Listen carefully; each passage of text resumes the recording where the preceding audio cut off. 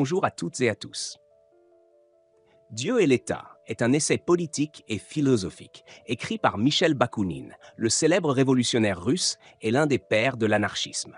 Ce texte, publié de manière posthume en 1882, est l'une des œuvres les plus influentes de Bakounine et reste un pilier de la pensée anarchiste. Dans Dieu et l'État, Bakounine critique vigoureusement l'idée de Dieu et l'institution de l'État, les considérant tous deux comme des entraves à la liberté humaine et à l'épanouissement individuel. Il soutient que la croyance en un Dieu tout-puissant et l'autorité de l'État sont utilisées pour justifier l'oppression, l'exploitation et le contrôle des individus par une élite dominante. Bakounine propose une vision alternative de la société basée sur l'anarchie, c'est-à-dire sur l'organisation spontanée et la coopération libre entre les individus, sans l'intervention de l'État ou d'autres institutions autoritaires. Il prône la liberté absolue de l'individu, la solidarité entre les humains et la destruction de toutes les formes d'autorité oppressive. Dieu et l'État est salué pour sa clarté d'argumentation, son radicalisme politique et son appel passionné à l'émancipation humaine.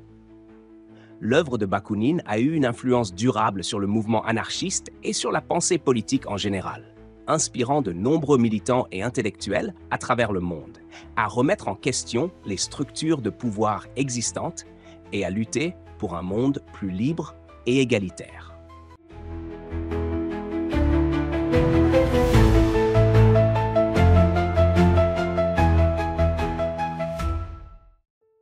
Il n'y a que deux moyens pour convaincre les masses de la bonté d'une institution sociale quelconque. Le premier, le seul réel, mais aussi le plus difficile, parce qu'il implique l'abolition de l'État, c'est-à-dire l'abolition de l'exploitation politiquement organisée de la majorité par une minorité quelconque. Ce serait la satisfaction directe et complète de tous les besoins, de toutes les aspirations humaines des masses. Ce qui équivaudrait à la liquidation complète de l'existence tant politique qu'économique de la classe bourgeoise. Et, comme je viens de le dire, à l'abolition de l'État. Ce moyen serait sans doute salutaire pour les masses, mais funeste pour les intérêts bourgeois. Dieu et l'État est son livre le plus célèbre. Bakounine y fait une démonstration échevelée et sans tabou de la domination exercée par les religions, instrument par excellence de l'asservissement des masses par une minorité exploitante. Quant à l'État, dont on est sûr qu'il existe, il en prône l'abolition pure et simple, rejette le patriarcat et défend une société égalitaire fondée sur l'autogestion, la solidarité et la responsabilité individuelle. Bien plus qu'un très virulent plaidoyer pour l'athéisme, ce texte majeur est surtout une fervente défense de la liberté. La vraie, celle qui n'est possible que par la liberté des autres.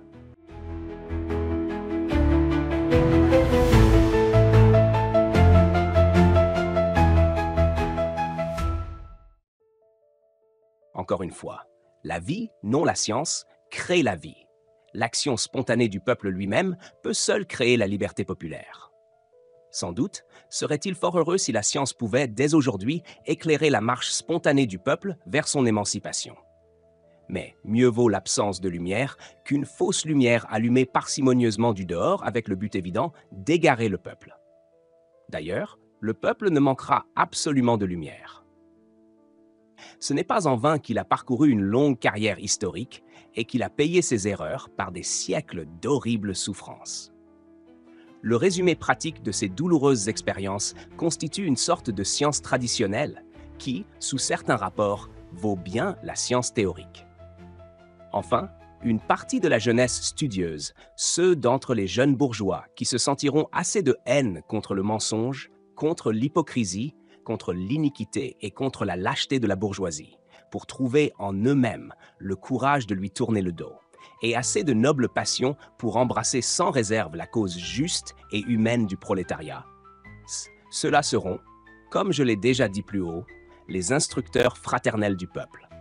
En lui apportant les connaissances qui lui manquent encore, ils rendront parfaitement inutile le gouvernement des savants.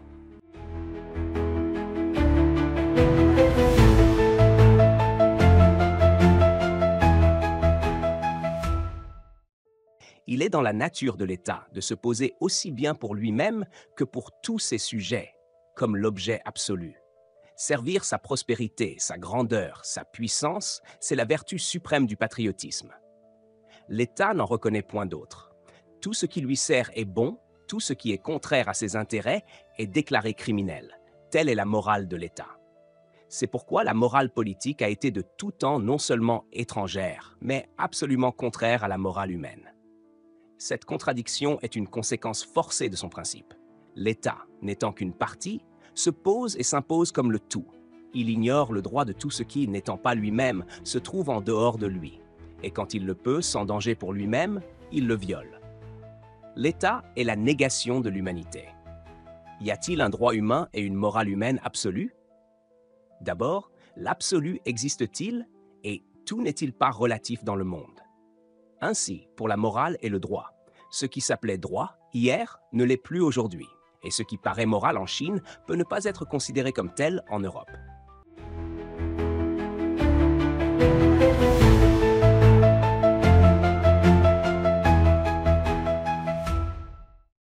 Quelque athées que nous soyons, et précisément parce que nous sommes des athées, nous reconnaissons une morale humaine et un droit humain absolu. Seulement, il s'agit de s'entendre sur la signification de ce mot absolu. L'absolu universel, embrassant la totalité infinie des mondes et des êtres, nous ne le concevons pas, parce que non seulement nous sommes incapables de le percevoir par nos sens, mais nous ne pouvons pas même l'imaginer.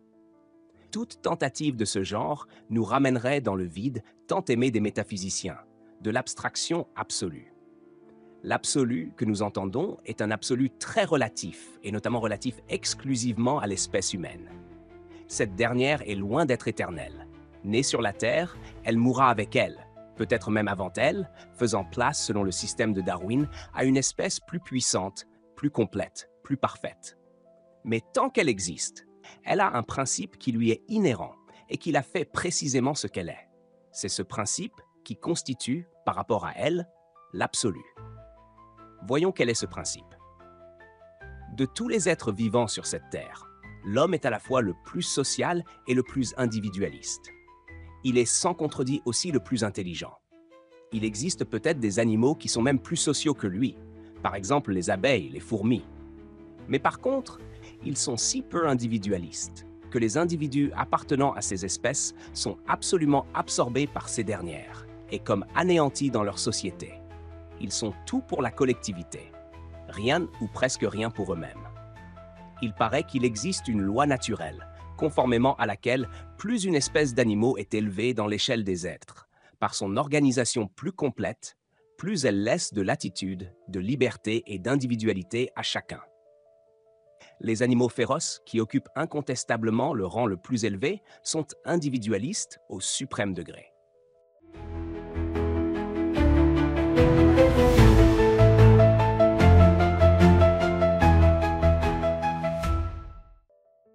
L'homme, animal féroce par excellence, est le plus individualiste de tous.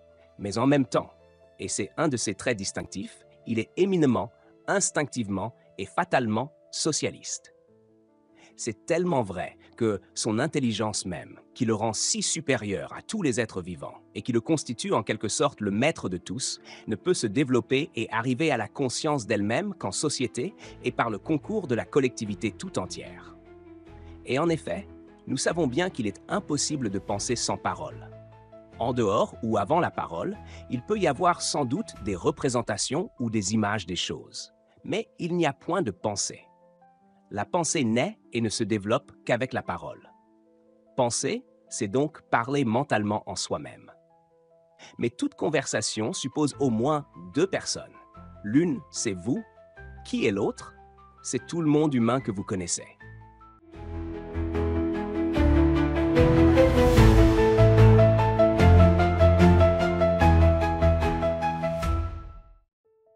L'homme, en tant qu'individu animal, comme les animaux de toutes les autres espèces, a de prime abord, et dès qu'il commence à respirer, le sentiment immédiat de son existence individuelle.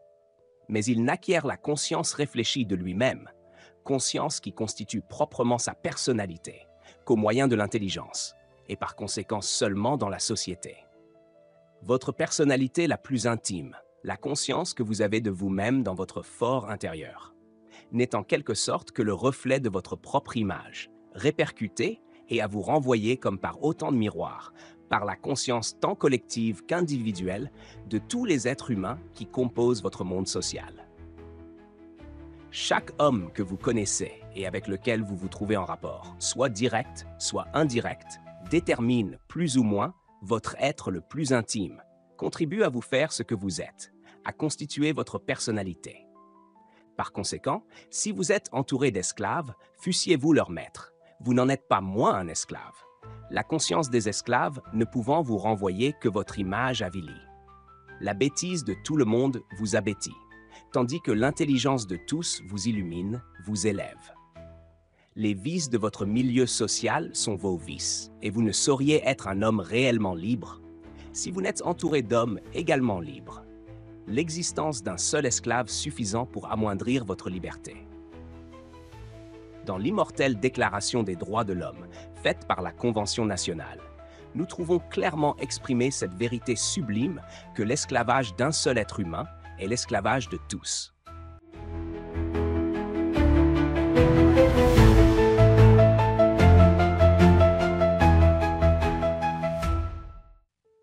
Je vous remercie d'avoir suivi cette vidéo. N'oubliez pas de la partager sur vos réseaux. Abonnez-vous pour m'encourager. Merci encore et à la prochaine vidéo.